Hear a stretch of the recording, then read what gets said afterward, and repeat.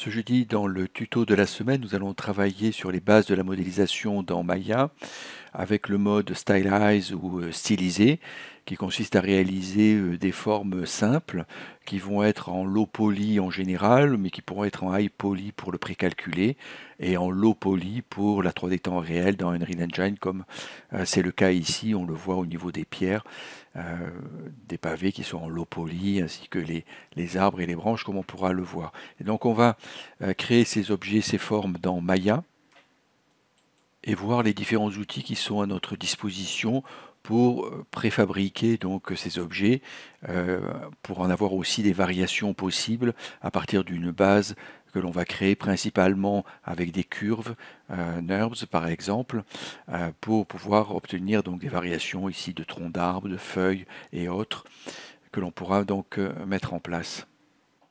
Donc dans Maya, on va regarder deux, trois méthodes qui permettent de générer des formes végétales en low poly ou high poly selon la destination, la 3D temps réel ou le précalculé.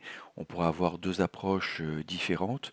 On va utiliser les outils de sculpt, mais surtout aussi donc les outils de curves, de création de surface par des curves en extrusion, en B-Ray, en planar et autres, qui vont nous permettre d'obtenir rapidement des surfaces assez low poly sur lesquelles on pourra venir retravailler. Donc on va fermer ici la fenêtre. Donc pour réaliser cette forme de tronc d'arbre ici, qui est cassant de par donc sa structure polygonale ici, dans le mode stylisé, eh bien on va venir donc partir. Alors on a plusieurs possibilités, on va en montrer deux. La première c'est de partir donc d'un cylindre polygonal. Donc ici on ne va pas utiliser des curves au départ, mais plutôt donc directement de la modélisation polygonale. À partir donc de ce cylindre-là, qu'on va réduire en termes de hauteur, qu'on va réduire en termes de division sur les subdivisions axis ici, on va les redescendre même à 8 ici, et on va venir donc sélectionner les faces donc latérales ici et CTRL E pour venir donc réaliser un extrude avec CTRL E et on va penser à venir mettre sur Off Keep Face Together ici de telle manière que les faces puissent se séparer et qu'on obtienne le creux entre les faces que l'on veut donc ici récupérer. Donc on va venir réduire donc ici, voilà, à ce niveau-là. OK. On refait un CTRL E ici. OK. On le laisse tel quel. CTRL E encore une fois. On refait. On note bien que le CTRL E chaque fois se font avec une division de 1, comme on peut le voir. Et ici, pour le dernier, on va venir donc agrandir. Voilà. Ce qui va permettre de créer ces formes ici creusées, que l'on pourra encore éventuellement un peu subdiviser si on veut, ou laisser telles quelles. Ensuite, ce qu'on va faire pour gagner en termes de nombre de polygones, on n'a pas besoin donc de la partie centrale.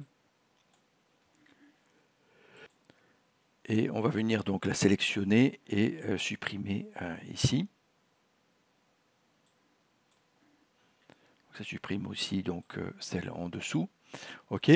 Et donc on a maintenant notre tronc, la base du tronc, je dirais, ici que l'on va pouvoir donc extruder. Donc pour extruder rapidement ici les faces du dessus, on ne va pas les sélectionner une par une. Ce qu'on fait, c'est qu'on sélectionne tout.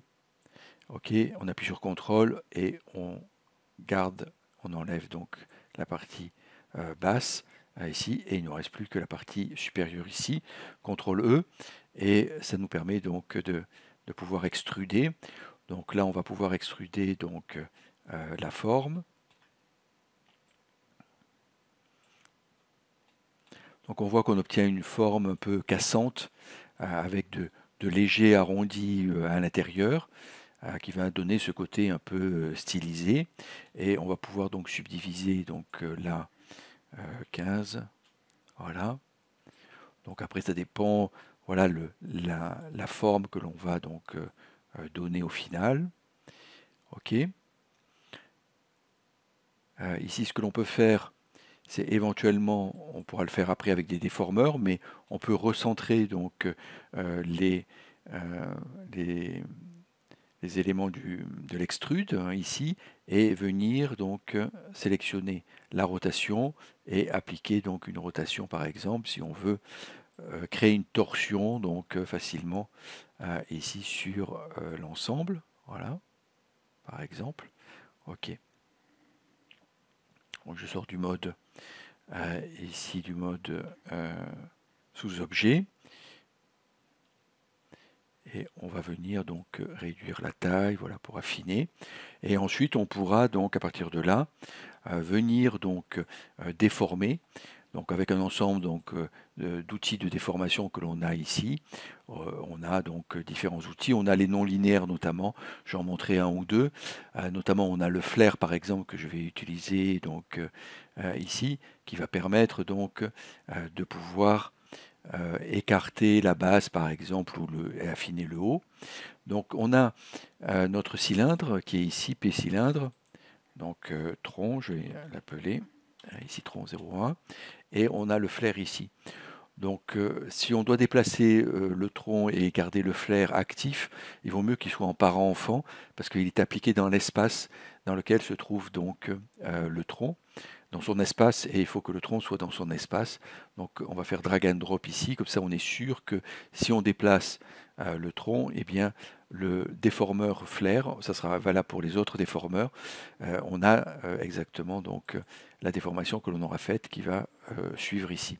Donc je reviens sur le flair, flair ici, et on a donc les paramètres de start et end ici que l'on va pouvoir donc venir mettre en place. Donc on peut voilà écarter ici,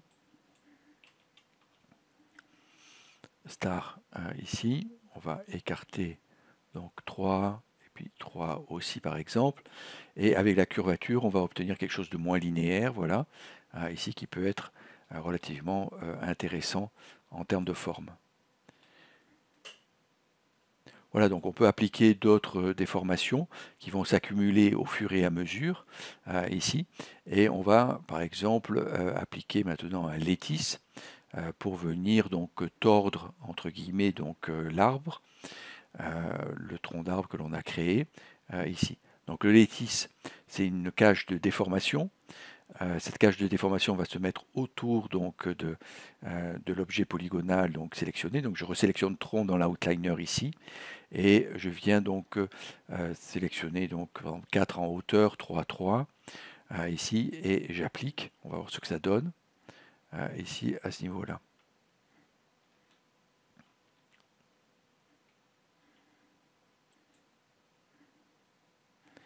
Donc tronc, on applique, apply, voilà. Et on a une cage donc avec en mode sous-objet des points, les T-points, qui vont entraîner donc les parties concernées de la modélisation.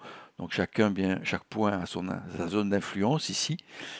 Malgré la distance, je veux dire, ils ont quand même de l'influence. Donc si je les déplace, eh bien voilà, ça va suivre ici.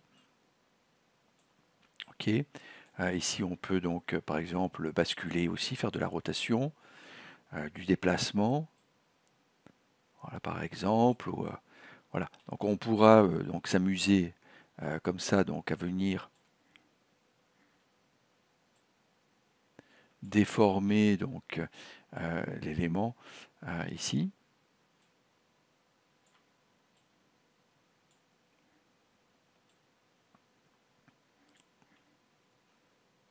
Voilà, hop.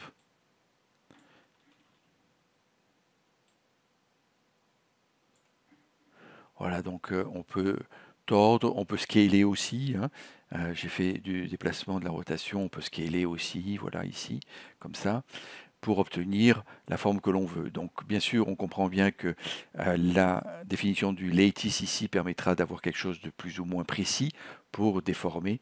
Donc c'est un outil assez intéressant parce que il est utilisable immédiatement sur un polygone ou un autre type d'objet dans Maya avec des déplacements de points. Alors là, j'ai sélectionné plusieurs points, mais je peux en sélectionner un seul, hein. Bien sûr, il va attirer voilà, la zone d'influence qui lui est assignée ici sur le polygone.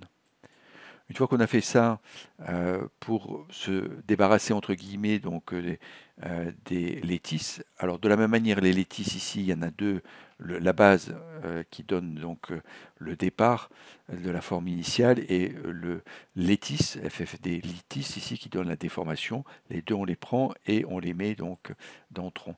Ce qui fait que je vais pouvoir déplacer ici donc l'élément. Ensuite, ce que je peux faire, c'est le conserver tel quel, de telle manière de pouvoir le modifier, apporter des modifications pour créer plusieurs variations de troncs. Et si je veux donc baker donc le travail que j'ai réalisé ici, sans perdre les déformations mises en place et les différents éléments mis en place, eh bien, je peux venir faire une copie avec Edit, Duplicate spécial ici où je vais faire une ou plusieurs copies. Je laisse sur place Translate, Rotate et Scale cette copie-là. Je mets copie sur le World et surtout je ne coche pas ici Duplicate Input Graph et ainsi de suite, de telle manière qu'il soit déconnecté des outils qui l'ont créé. La copie que je vais maintenant faire, j'applique.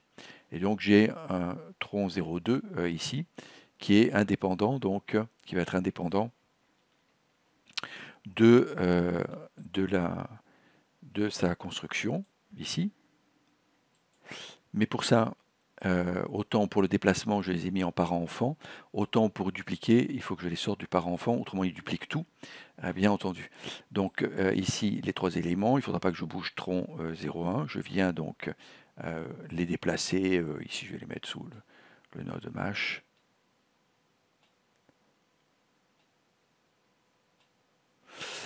Voilà, ici au-dessus, et j'ai le tronc ici. Juste voilà, pour montrer le déplacement maintenant, quand ils ne sont pas en parent-enfant, eh bien eux ne bougent pas. Et si je bouge le polygone, eh bien j'ai une déformation qui se crispe ou qui se tord dans tous les sens, puisque je sors de la zone dans laquelle ont été créés les différents déformateurs ici. Donc par contre, j'ai tronc 0,1 ici, les différents éléments ils sont ici au-dessus. Je peux continuer à modifier si je ne bouge pas encore une fois mon polygone. Et tronc 0,1 ici, je vais faire une copie, apply ici, voilà. Et donc à ce moment-là, j'ai la copie. Et à ce moment-là, la copie, elle, on voit qu'elle n'est pas déformée puisqu'elle ne dépend plus des éléments ici. Et donc je vais pouvoir comme ça rajouter d'autres déformateurs ou déformations plutôt, faire des modifications sur ce que j'ai et sortir plusieurs variations comme ça de troncs d'arbres que je vais pouvoir donc mettre en place au niveau donc de ma scène. Voilà, donc la prochaine fois, on verra un peu comment rajouter des feuilles, par exemple, hein, ici, et poser aussi des shaders de type stylisé sur le tronc d'arbre, comme on peut le voir ici, hein. Là, on a un shader, donc matériaux, textures de type, surtout les textures de type stylisé, qui viennent renforcer cet effet de courbe cassante donc du tronc d'arbre, ici que l'on peut voir.